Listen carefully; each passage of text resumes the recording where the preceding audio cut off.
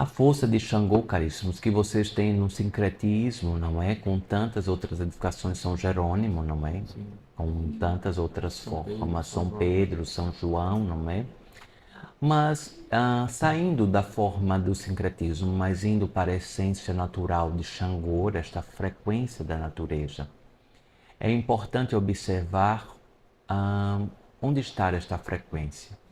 Está nas pedreiras, ou seja, nos conglomerados de pedras, assim está consagrado a Xangô, diante da robusteza da sua força, pois certa feita, quando o Lodumare é a força, a frequência que, de acordo com a cultura iorubana, fez a criação dos planetas, não é?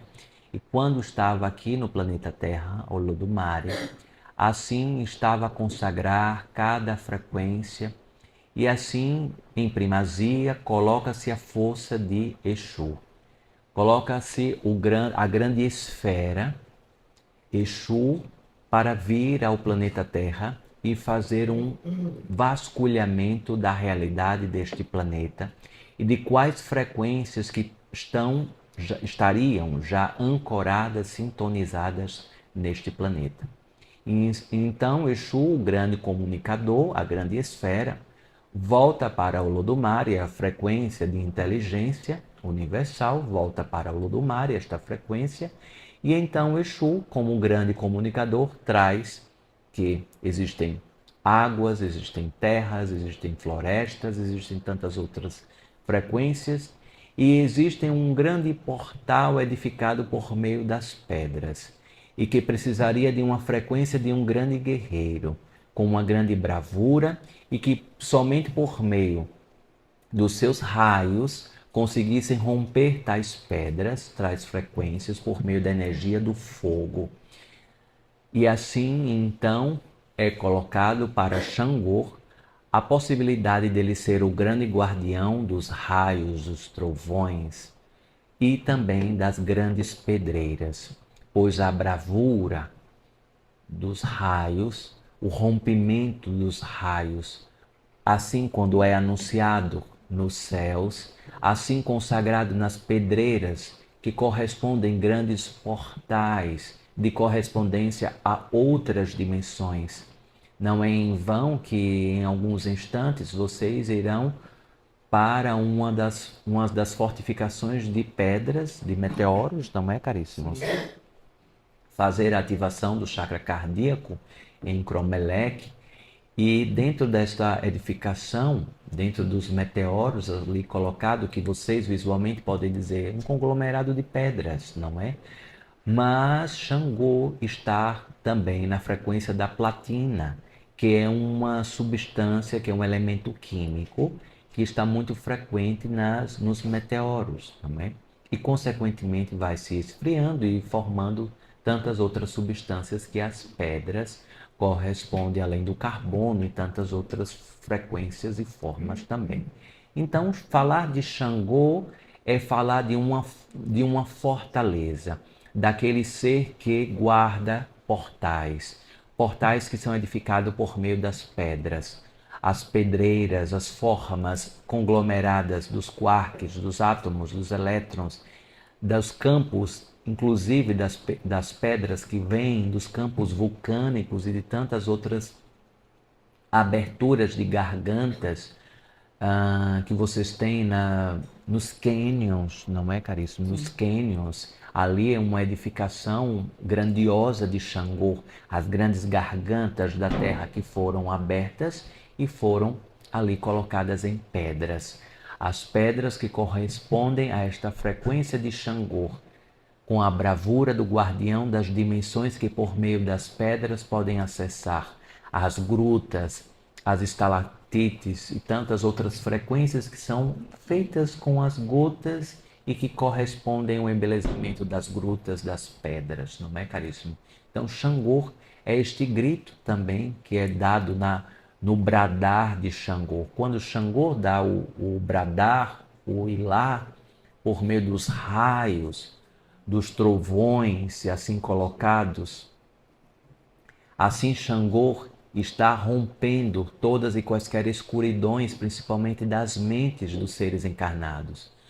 Aqueles seres encarnados que são consagrados como um orixá de cabeça Xangô precisam cada vez mais prestar atenção nas teimosias, pois assim como as pedreiras, geralmente os filhos de Xangô, filhos e filhas de Xangô, trazem em polaridades positivas e negativas. Em campos positivos, traz a polaridade da sabedoria, de abrir portais para si e para outras pessoas, abrir possibilidades, não temer as coisas novas, edificar coisas novas, mas quando está em polaridades negativas, se colocam como vítimas da vida e, consequentemente, com cabeças dura como uma pedra, não é?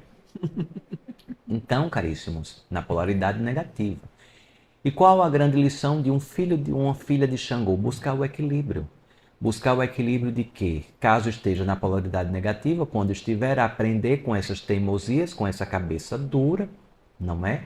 E, consequentemente, quando estiver na polaridade de abrir portais, de abrir, também perceber que isto também passa. Buscar. Por quê? Senão cai nas vaidades, não é? Cai nas vaidades. Não é à toa que um dos símbolos naturais de Xangô na natureza é o leão. O leão é um animal que representa Xangô, que traz o arquétipo de Xangô. O leão é consagrado como o rei da floresta, não é, caríssimo? Todos temem o bradar, o rugir do leão. Todos respeitam a imponência real do leão. Mas o leão é necessário para colocar ordem e disciplina na natureza. O grande líder.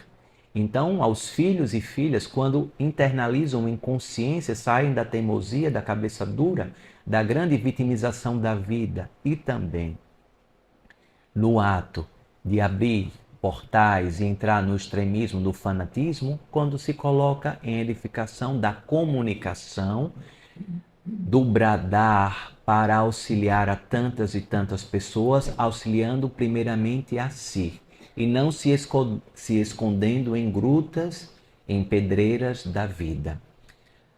Buscando sempre o cuidado para não petrificar o coração, para não se tornar pessoas frias, pessoas gélidas diante das adversidades alheias.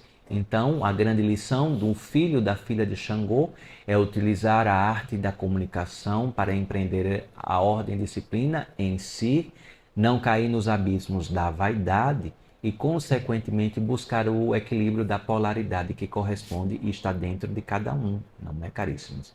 Então, Xangô é esta frequência majestosa, Obá Xangô, o rei que fala, o rei que está presente. Estar a trazer ainda mais esta frequência de Xangô que traz a justiça. Não é em vão que todas as pessoas que querem o campo da justiça, que a justiça seja feita na sua vida, que a justiça seja alcançada em seus propósitos, bradam, pedem a Xangô, agradam a Xangô por meio dos seus clamores, por meio dos seus pedidos. Xangô é invocado na grande justiça porque ele traz a ordem e a disciplina. É o raio que rompe aquilo que talvez não poderia ser rompido, as grandes pedreiras, com o fogo colocando a frequência do que é certo, do que é correto, do que precisa ser feito.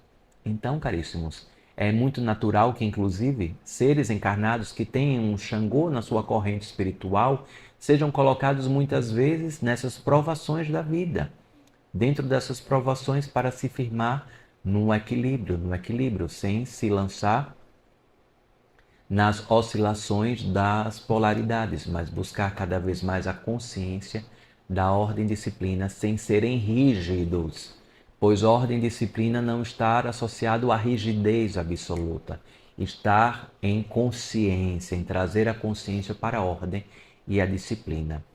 Então, caríssimos, acredito que essa seria uma pequenina contribuição, não é, caríssimo? Poderia falar por demais de vocês, porque tenho uma grande admiração pelas frequências da natureza que correspondem aqui ao planeta Terra.